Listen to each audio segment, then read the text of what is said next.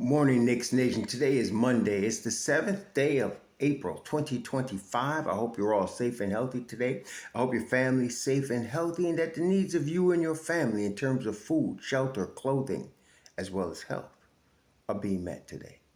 Blessings upon those that work in the healthcare field, along with the first responders who every day are doing their best to save lives. Those that pick up garbage to keep our places clean and those that make deliveries for our convenience. Double blessings on the men and women that are out here trying to help rescue, deliver, and recover the teenagers and children that are victims of child molestation and pedophilia. Those that are out here trying to help and rescue people that are victims of prostitution, child prostitution, pornography, child pornography, human trafficking, and sex slavery. Double curses on the perpetrators, the profiteers, and the perverts that create the demand that caused these industries to exist. Finally, double blessings on the homeless.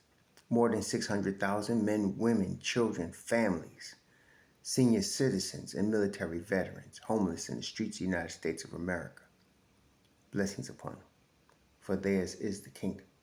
There was a basketball game last night at Madison Square Garden. The New York Knicks defeated the Phoenix Suns 112-98, and it wasn't even that close. Jalen Brunson, Deuce McBride, Cameron Payne, Mitchell Robinson were all in the game for the first time, or one of the few times for the season. No, and it didn't come too soon either, as we're now getting close to the playoffs. This is exactly what we wanted several months ago when we were anticipating the return of Mitchell Robinson. This is exactly what we wanted when we were talking about having the whole contingent together. Last night it was a little sloppy, but you can expect that. Basketball in general is a game of rhythm and a game of flow. Flow is when the unit, the squad on the floor as a unit fits together properly, okay? And this is a very important point that most people that do these NBA 2K trades never take into consideration. It's why Mikal Bridges was so important for the Knicks to obtain. He fits in the flow, okay? And that's what's important when somebody is plug and play. They can adjust them game and fit in flow of many teams. That's a real important player. Jalen Brunson has been out of the flow for 15 games. The Knicks went 9-6. They did a tremendous job, especially after losing both Brunson and then Deuce and then Payne in the last 10 days.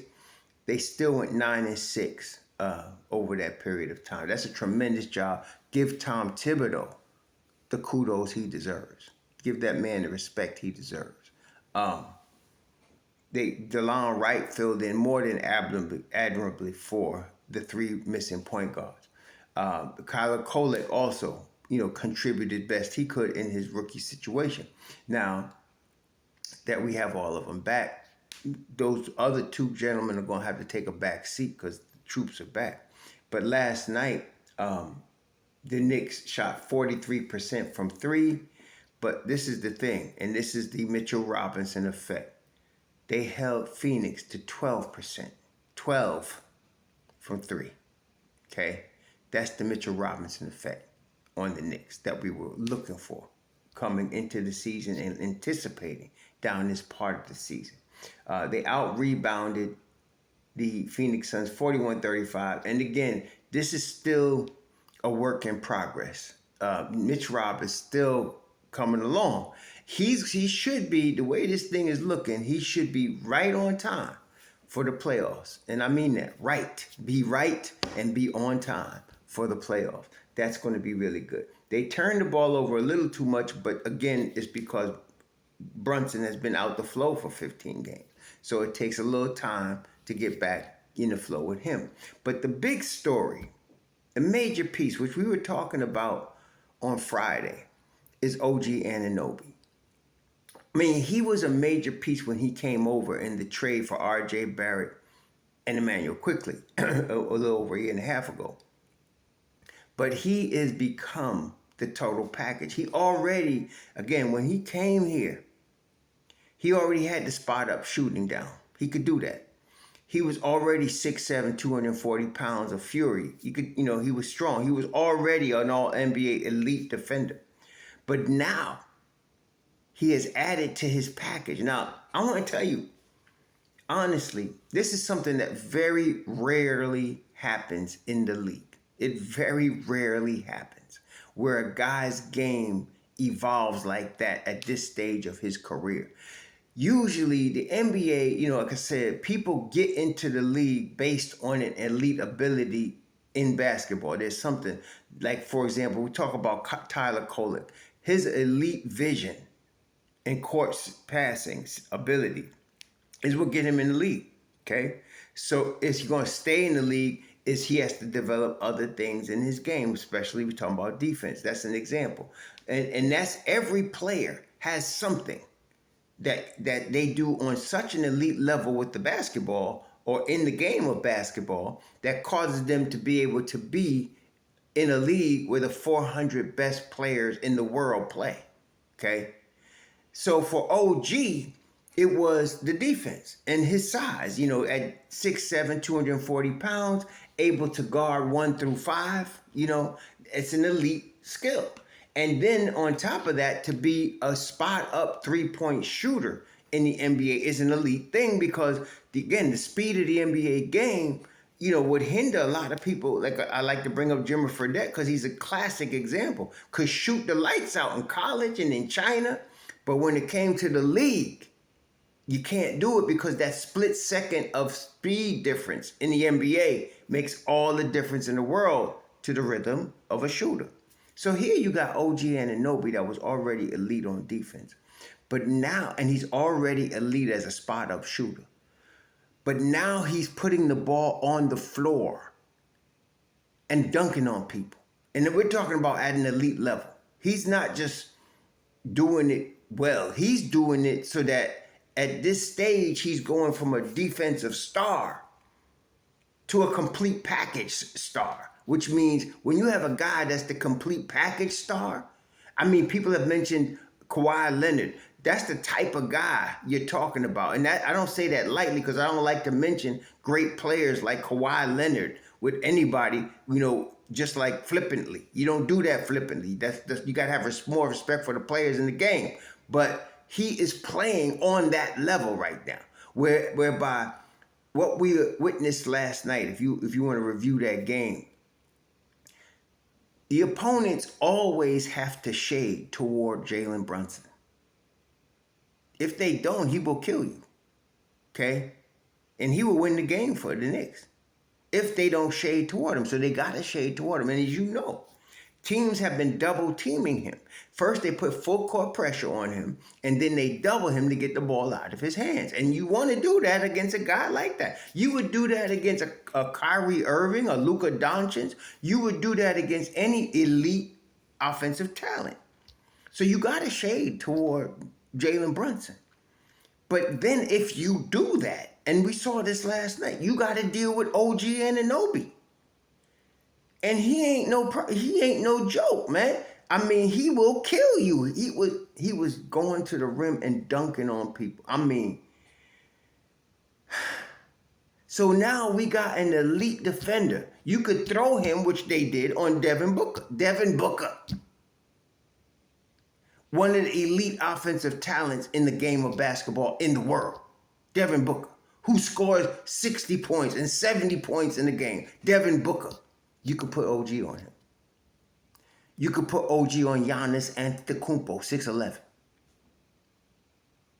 And anybody in between. OG has guarded the Joker. And then now, if you shade too hard toward Jalen Brunson, OG gonna kill you. And don't forget, you still got Mikal Bridges.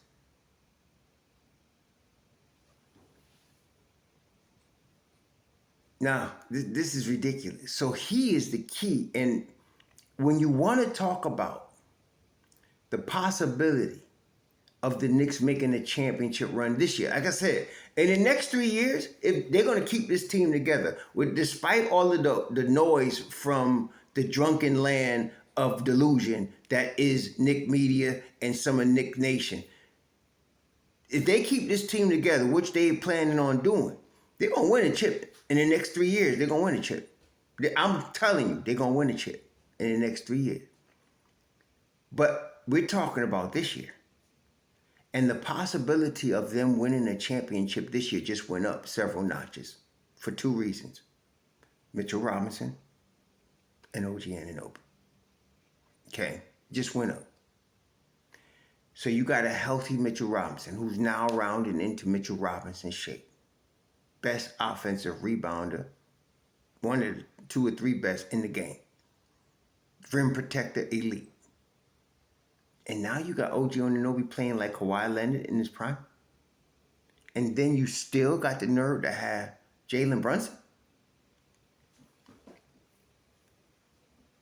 And you're talking about, now we're highlighting these guys, Jalen Brunson, Mitchell Robinson, OG Anunoby. Yeah, we're highlighting them. But don't forget, you still got the Energizer Bunny, Charlie Hustle, Hart. You still got lockdown defense, Deuce McBride.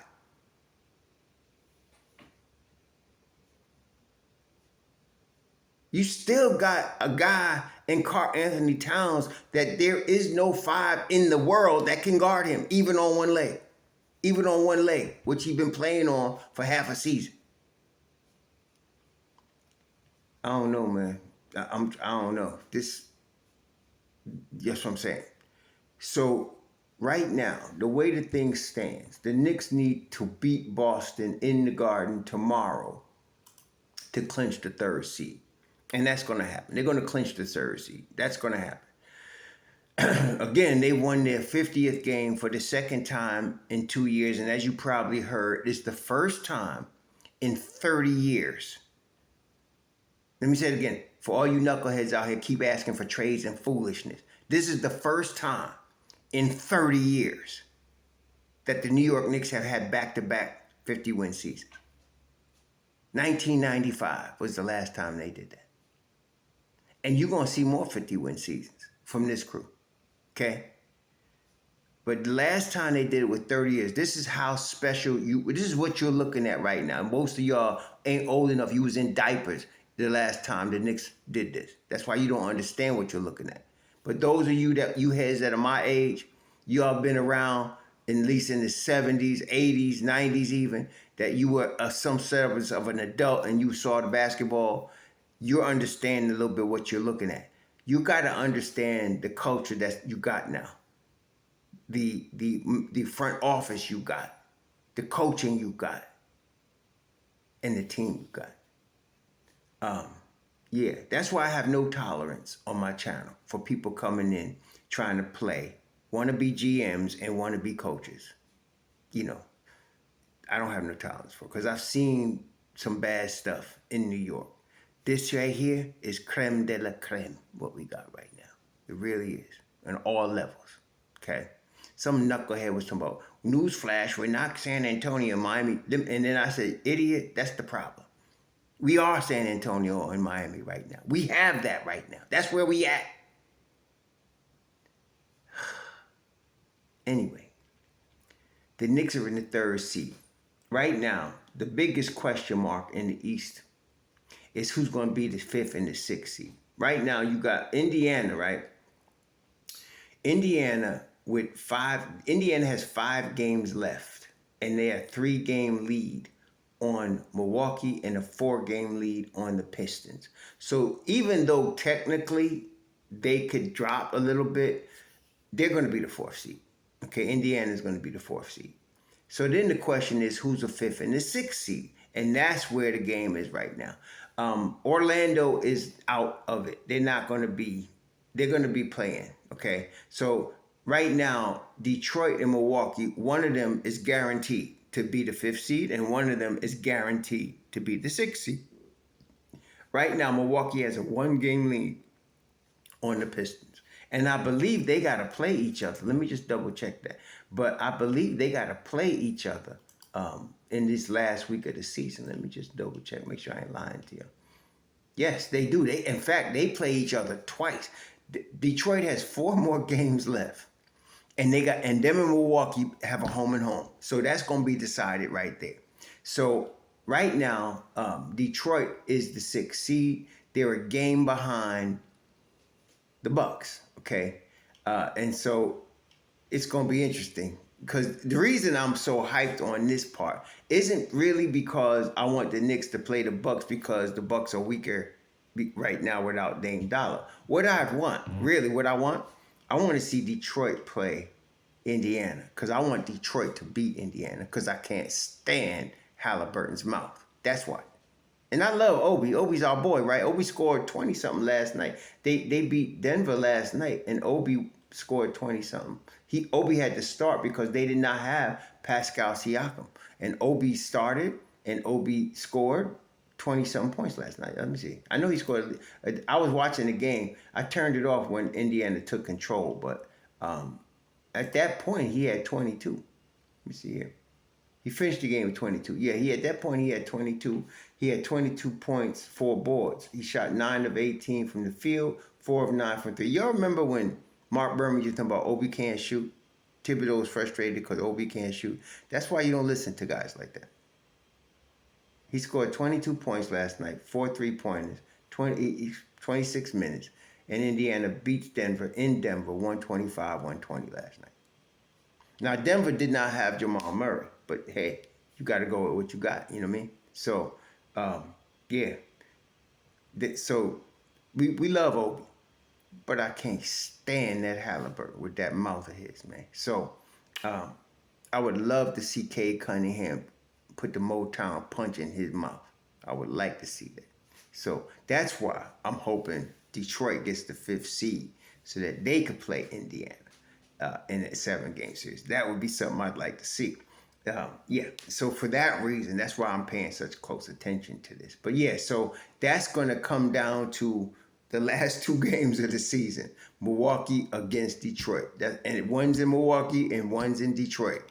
It's going to be on. Man, you can't, I mean, it's crazy how this is set up, but that's the way it is. These 2 teams fighting for the 5th and the 6th seed. So now the Knicks are definitely locked into the 3rd seed, and they'll probably beat Boston. Boston has no reason to play any of their starters, really. I mean, they're locked into the 2nd seed. I mean, like I said, they got 58 wins unless it's important to them to get 60, you know.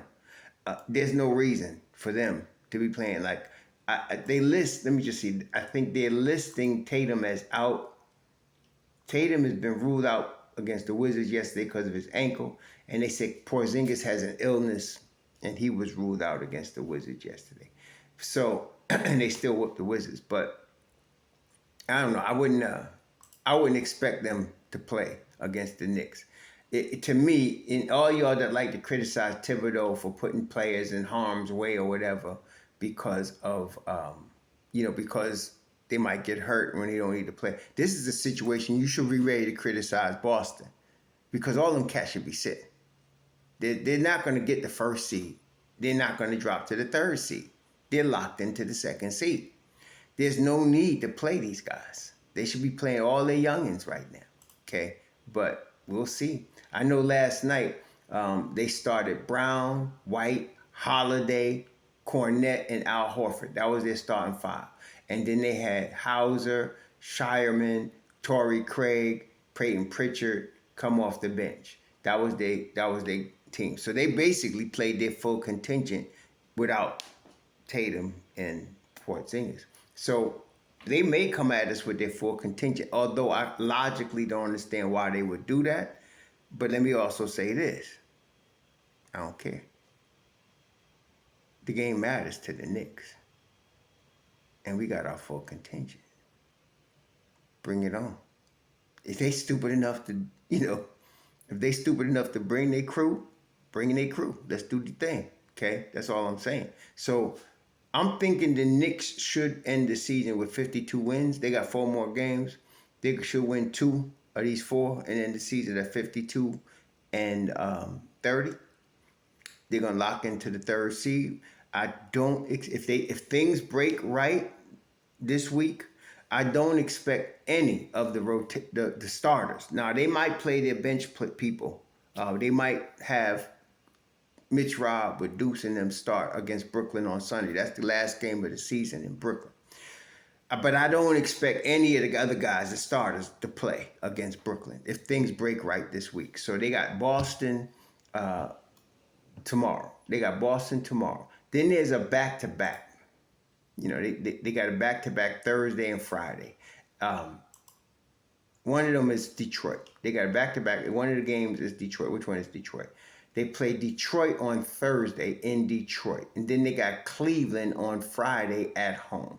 The Cleveland game, I don't know. I mean, we might have our full contingent and play them, but like I said, if we win against Boston and Detroit, there is really no need to play. Because if the Knicks beat Boston tomorrow, they don't clinch the third seed.